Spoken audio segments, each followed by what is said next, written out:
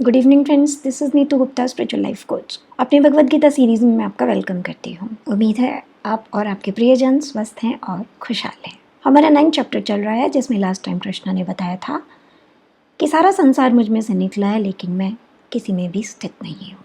आगे कृष्ण कहते हैं कि अर्जुन, जिस तरीके से वायु जो सब जगह फैली होती है उसका जन्म आकाश में से होता है, इसी तरीके से जितने भी भूत, जितने भी प्राणी इस संसार में दिखाई दे रहे हैं, उन सब का जन्म मुझ में से हुआ है। हे अर्जुन, कल्पों के अंत में सब भूत मेरी प्रकृति को प्राप्त होते हैं, अर्थात प्रकृति में लीन होते हैं, और कल्पों के आदि में मैं उनको फिर से रचता हूँ। अर्जुन, मैं बार बार प्राणियों को रचता रहता हूँ, उनके कर्मों के आधार पर उनको संसार में भेजता हूँ, जबकि सच्चाई ये है कि मैं खुद हर किस्म के कर्मा से मुक्त हूँ। कर्म मुझे नहीं बांध सकते। तो जानते हैं क्या मतलब है इस बात का। कृष्ण कहते हैं कि सब कुछ मुझ ही में से जन्म हुआ। ये बात तो हम पहले भी अंडरस्टैंड कर चुके हैं कि जैसे वायु होती है, कोई भी ऐसी जगह नहीं है जहाँ पर वायु ना हो। वही तो कैरियर है ना। इवन जो हम बोलते हैं, हमारी आवाज़ भी वायु के ज़रिए ही तो एक जगह से दूसरी जगह ध्वनि ट्रैवल करती है। तो जिस तरीके से वायु होती है और उसका जन्म आकाश में से हुआ है, उसी तरीके से ईश्वर में से हर एक चीज़ का, हर एक लिविंग नॉन लिविंग चीज़ का जन्म हुआ है। कृष्ण कहते हैं कि जब ब्रह्मा का अंतिम दिन होता है, यानी कि ये एक साइकिल पूरा हो जाता है युगों का, तब सारे प्राणी वापस से मुझी में समा जाते हैं और मैं फिर से उनको रचता हूँ। अब सब प्राणी क्या है, अपनी अपनी इवोल्यूशन जर्नी के अंदर है। जो नॉन लिविंग है तो उनका तो कोई इवोल्यूशन है नहीं और उनको इवॉल्व होने की कोई ज़रूरत भी नहीं है, लेकिन बाकी में जो लिविंग है उनके अंदर एक इवोल्यूशन जर्नी चल रही है। तो जैसे जैसे वो इवॉल्व होते जाएंगे, जैसे अभी हम ह्यूमंस हैं, तो हमारा इवोल्यूशन क्या है, शरीर के अंदर अब और इवॉल्व नहीं होना हमें। वो तो ठीक है, हमारे सेल्स के अंदर लाइट फिल होती जाएगी, हमारे नॉर्मल कार्बन सेल जो हैं वो क्रिस्टलाइन सेल बनते जाएंगे, पर ये ऑटोमेटिकली हो जाएगा जब आपकी कॉन्शियसनेस चेंज होगी। तो इवोल्यूशन हमेशा कॉन्शियसनेस से ही अंडरस्टैंड किया जाता है। आपकी जैसे जैसे कॉन्शियसनेस रेज होती जाती है, आपके अंदर प्योरिटी आती जाती है, ज्ञान उतरता जाता है, विस्डम आती जाती है, आप आत्मा के साथ अलाइन होते चले जाते हैं, और फिर जब आप पूरे तरीके से आत्मा के साथ अलाइन हो जाते हैं, तो अब तो आप में और कृष्ण में, यानी उस शक्ति में कोई डिफरेंस रह नहीं जाता, तो आप उसके अंदर समा जाते हैं। ये जर्नी होती है, एक दिन में तो ऐसा कुछ होता नहीं कि अभी हम बैठकर उस दिन का इंतज़ार करें कि वो दिन कब आएगा जब हम वापस से समा जाएंगे। तो हमें उस दिन का इंतज़ार नहीं करते रहना, वो दिन जब आएगा अपने आप आ जाएगा। लेकिन तब तक में जो हमारे पास जीवन है, हमें उसको जीना है, पल पल को यूटिलाइज़ करना है, अपने ऊपर काम करना है, अपने आप को इवॉल्व कराना है, अपनी ही पैटर्न्स को खुलते हुए देखना है। मैंने अपनी ज़िंदगी में भगवान को कुछ इसी तरीके से जाना कि अगर आप जानना चाहते हो एक्चुअली में भगवान क्या है, तो आपको भगवान को जीना पड़ता है। जब आप भगवान को जीना शुरू कर देते हो पल पल में, तभी भगवान अपने आप को आपको रिवील करते हैं। जब आप भगवान को जानते हो तो उसके बाद आपको अपॉर्चुनिटी मिलती है खुद को जानने की। क्यों? क्योंकि भगवान और आप एक ही हो। इट्स लाइक दर्पण। God is like a mirror. हमारे मिरर ही है वो। हमारे ऊपर धूल चढ़ी हुई है तो हमें दिखता नहीं है कुछ भी, अपने अंदर सच्चाई नहीं दिखती। उनके ऊपर कोई धूल नहीं है। तो उनके असली स्वरूप को जब हम जानना स्टार्ट कर देते हैं तो हमारे लिए आसान हो जाता है अपने अंदर उन बदलावों को लाना। और यही तो ये संसार है, यही तो ये चक्र है कि पल पल में हम उसको जानते जाएं जिससे हमारा जन्म हुआ, और उसके ज़रिए अपने आप को जानते जाएं कि हम कौन हैं और हमें कैसा होना चाहिए। तो ये एक सफ़र है, एक जर्नी है जो हमें, जिसमें हम सभी हैं और हमको करना है। जितने अवेकंड होकर हम इस सफ़र को करेंगे, उतने हम कम कर्मा बनाएंगे। कृष्ण आगे ये भी कहते हैं ना कि मैं प्राणियों को बार बार संसार में भेजता रहता हूँ उनके कर्मों के हिसाब से। क्योंकि कर्म क्या है? बंधन है। आत्मा फ्री है लेकिन कर्म बंधन है। बंधन किसी भी किस्म का हो सकता है, अटैचमेंट हो सकती है, रिवेंज भी हो सकता है, और कोई बुराई हो सकती है आपके अंदर, बहुत सारी चीज़ें हो सकती हैं जिनसे आप बंधे हुए हो संसार में। जब तक आप इन्हें छोड़ेंगे नहीं, आप स्वतंत्र नहीं होंगे। जब तक आप स्वतंत्र नहीं होंगे, आपको इस संसार में आना ही होगा, क्योंकि आपका जो कर्म भूमि है वो तो ये संसार ही है। इस संसार से बाहर जाकर माया और ये सब तो खत्म हो ही जाता है, जो है वो यही है। तो इस संसार में रहकर ही आपको सारी बातें समझनी है, यहीं आपको इवॉल्व होना है और यहीं आपको कर्मों से ऊपर उठना। संसार के बाहर जाने के बाद ये प्रोसेस पॉसिबल नहीं है, जिसका एक ही तरीका है, स्पिरिचुअल लाइफ। अपने अंदर ज्ञान को बढ़ाइए, विजडम को बढ़ाइए और उसको अनुभव करना स्टार्ट कीजिए। तो इट्स अ कंप्लीट पैकेज। इसके अंदर ज्ञान भी लगेगा, कर्म भी संभाल संभाल के करने पड़ते हैं, डिवोशन भी करनी पड़ती है, क्योंकि बिना डिवोशन के गॉड से कनेक्ट होना बहुत मुश्किल होता है।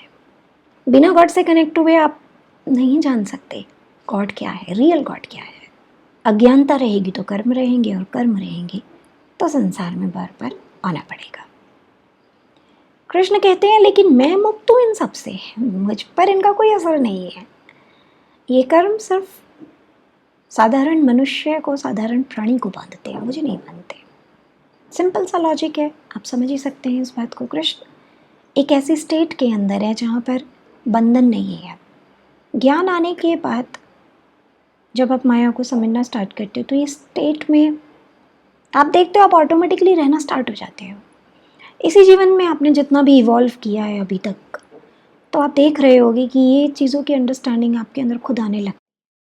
आप खुद ही अपने आप को किसी से बांधना नहीं चाहते, ज़्यादा फ्रीडम के साथ रहना चाहते हो कि जो कर्म करो आत्मा से अलाइंड होके करो। जब कर्म गलत ही नहीं होगा तो बंधन कैसा। प्रेम कर रहे हो तो बिना अटैचमेंट के करो, कर्म कर रहे हो तो बिना एक्सपेक्टेशन के करो। जब हम ये सब इस तरीके से करना स्टार्ट कर देते हैं तो बंधन नहीं होते, हम मुक्त ही रहते हैं। जब हम मुक्त रहते हैं तो फिर संसार में आने की बाउंडेशन नहीं होती हमको। कृष्ण अपने हर कर्म को इसी तरीके से करता है, वो प्रेम सबसे करता है, पर नाजायज़ बातें किसी की नहीं मानता। इमोशन का भंडार है वो, लेकिन इमोशनली वीक नहीं है। इमोशनल ब्लैकमेल नहीं कर सकते आप उसको। वो देता सबको है, लेकिन उनको नहीं देता जो अपने ऊपर कोई काम नहीं करना चाहते। तो वो हमेशा अपनी एक स्थिर स्टेट के अंदर रहता है, जहाँ वो सब कुछ जानता है, सब उसके अंदर समाया हुआ है, सबकी वो मदद करने के लिए कैपेबल है। उसका किसी से द्वेष नहीं है, किसी से कोई खास प्रेम नहीं है। प्रेम तो, क्योंकि कृष्ण खुद ही प्रेम है, तो प्रेम उसके अंदर है, लेकिन वीक वाला प्रेम नहीं है, वो स्ट्रांग वाला प्रेम है। इसीलिए उसको किसी का कोई बंधन नहीं है। आज मैं भी हूँ, मैं बहुत प्यार करती हूँ कृष्ण से, और मैं जो भी हूँ कृष्ण ने ही बनाया है। प्रेम भी जो मैं किसी को समझा पाती हूँ तो कृष्ण से ही सीखा है मैंने प्रेम क्या होता है। इसके अलावा संसार से मुझे कोई प्रेम नहीं समझ आया, कभी बताया ही नहीं संसार ने प्रेम क्या होता है, मिला ही नहीं कभी मुझे किसी का प्यार। तो जो मिला वो कृष्ण से मिला। कृष्ण से मैंने जाना माँ कैसी होती है, पिता कैसा होता है, भाई कैसे होते हैं, बहनें कैसी होती हैं, बच्चा कैसा होता है, दोस्त क्या होता है। हर रिश्ते का अर्थ मैंने कृष्ण से समझा। तो कृष्ण तो मेरे लिए खैर सब कुछ ही है। और जब मैं कृष्ण से इतना प्रेम करती हूँ तो ऐसा नहीं है कि कृष्ण मेरी हर बात मानता है, नहीं मानता। वो मेरी सिर्फ उतनी बात मानता है जितनी अलाइनमेंट में होती है, बाकी की मुस्कुराता रहेगा पर मानता नहीं है। मुझे समझा देता है वो, और आखिर में मुझे ही समझ आ जाता है कि मैं जो मांग रही हूँ वो क्या मांग रही हूँ, मुझे मांगना चाहिए कि नहीं। तो फिर वो मेरी मदद करता है ठीक तरीके से चॉइसेस बनाने में, और वो मांगने में जो मुझे मांगना चाहिए। But I am trying to tell you कि ऐसा नहीं है कि आप सारा दिन कृष्ण कृष्ण कर रहे हैं, सब उसके लिए आप त्याग कर भी बैठे हैं। मीराबाई भी बन गए हैं, राधा भी बन गए हैं, सुदामा भी बन गए हैं, सब बन गए हैं, और अब कृष्ण आपकी हर मनोकामना को पूरा कर देगा। नहीं करता, वो नहीं करता। आपके साथ साथ चलता रहता है। दुखी होते हो तो दुख भी दूर कराता है, गुस्सा होते हो, गुस्सा भी शांत कराता है, सब कुछ कराता है। मैं तो ये सारी चीज़ें अनुभव करती हूँ रोज़मर्रा में, तो मुझे मालूम है ये वाले रूप सारे कृष्ण के। लेकिन मेरी कोई कोई भी ऐसी बात जो मेरे हायर सेल्फ से अलाइन नहीं है, वो कृष्ण कभी बुरी नहीं करता। हम अपने ह्यूमन पेरेंट्स को, ह्यूमन लवर्स को, इनको इमोशनल ब्लैकमेल कर सकते हैं। तुमने ऐसा नहीं किया तो मैं ऐसा कर दूंगा। आर्यन खान कर रहा है ना, मैं खाना नहीं खाऊंगा, मैं ये नहीं करूंगा, मैं वो नहीं करूंगा, ताकि पापा मम्मी और तिल मिलाएं और जल्दी जल्दी उसको बाहर निकालें। शाहरुख खान की जगह अगर कृष्ण होगा ना, तो वो कहेगा बेटा तू समझ, तुझसे गलती क्या हो रही है, तो समझ कि ये जो तूने काम किया है ये कितना गलत जा रहा है, तुझे समझ आ जाएगा तो मैं तुझे इस नर्क में क्यों रखूंगा।